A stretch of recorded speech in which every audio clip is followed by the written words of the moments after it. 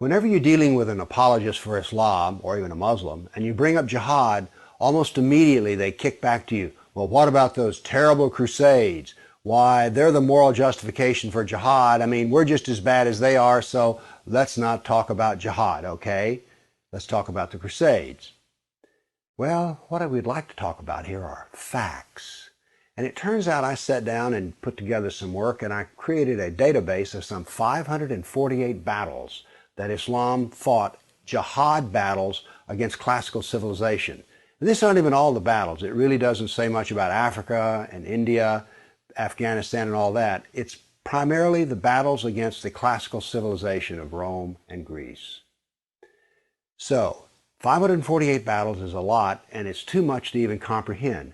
So I created something which I call a dynamic battle map, in which you have a display of the Mediterranean, and a white dot means that this 20-year period, that's a new battle. So every time the screen changes, it's 20-year period. The colors white turn to red, and so you can see a history. This may seem a little confusing, but I think when you see it, you'll know exactly what I mean. And here it starts. Islam burst out of the Arabian Peninsula and immediately starts attacking the Middle East. And notice that it doesn't take long until they're crossing the Mediterranean and attacking southern France and Spain. Notice something here. Most people think of Islam, they think of Arabs, they think of desert, and yet here we see that Islam is projecting power throughout the Mediterranean. Notice how the little islands of the Mediterranean are getting hammered. The navy of Islam would attack coastal towns, kill, rob, rape, and then take slaves.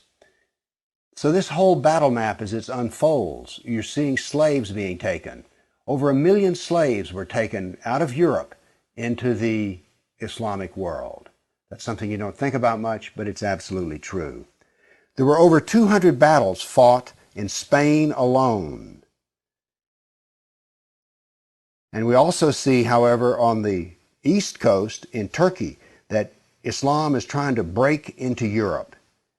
Now, what's going to happen is, in Spain, this ongoing fight that lasted for 400 years, the Christians are going to push back the Muslims.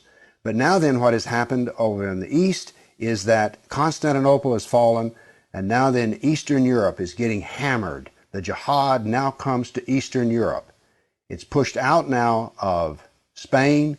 Northern Africa is now completely Islamic. The Middle East is completely Islamic.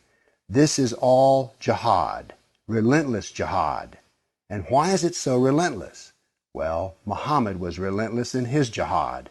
And these people are good students of Islam, and so it's against the kafir, on and on.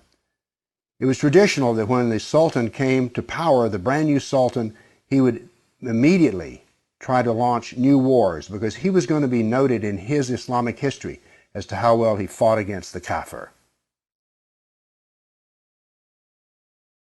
So that's what the jihad looked like over that time period, 548 battles. But remember, when you bring up jihad, people want to bring up the Crusades. So I also prepared a dynamic battle map of all the offensive raids of the Crusaders. Let's watch it and make a comparison. And so it begins. The Crusades enter into Turkey and the Middle East. Battles go on, but aren't there far fewer than you thought there might be?